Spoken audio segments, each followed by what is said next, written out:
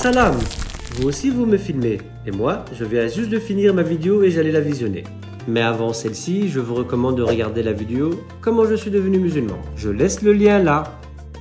Mais non, pas comme ça. Salam les amis, moi c'est Louis. Aujourd'hui, c'est le premier jour du Ramadan et mon premier jeûne. Mes chers abonnés, j'ai voulu partager ce jour précieux, spécialement avec vous. Là, il est 4 h du matin et je pète la forme. Je n'ai pas réussi à dormir tellement je suis excité. J'ai bu 5 tasses de café. Maintenant, je vais faire mon sourd avec ce que mon voisin Farouk m'a apporté. Mais je vous entends dire, c'est quoi un saour? C'est une sorte de repas de nuit pour rester en forme tout au long de la journée. Bon, assez discuté, je me lance. Oh, j'ai dû faire une erreur quelque part. Je n'aurais pas dû manger autant. Bon, je poserai la question à Farouk le matin. Maintenant, c'est l'heure de se coucher.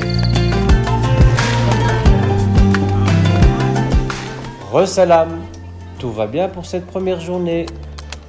J'ai la forme, je viens juste de finir mes tâches et c'est l'heure de la pause. J'ai répondu sereinement à toutes les questions de mes collègues. J'ai bien sûr eu droit à « Tu ne bois même pas d'eau ?» Non. Et pas de repas de midi non plus? Et non, ai-je répondu.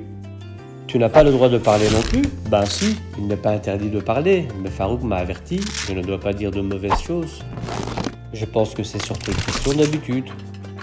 Oh, mais qu'est-ce qui se passe? Oh non! Ouf, je n'en avais pas encore bu.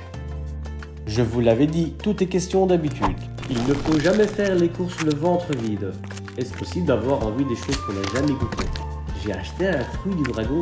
Vous arrivez à le croire? C'est les dates que je vois là.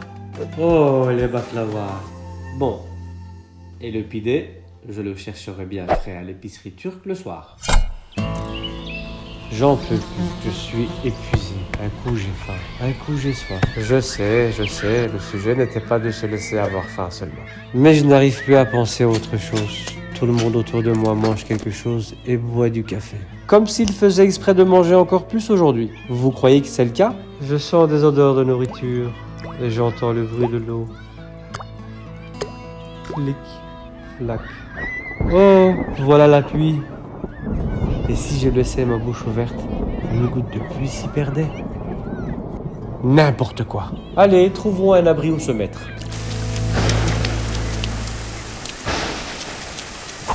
Je suis à la mosquée pour la prière du Asr. Allons voir qui est présent à la mosquée aujourd'hui. Et maintenant, un instant de pause.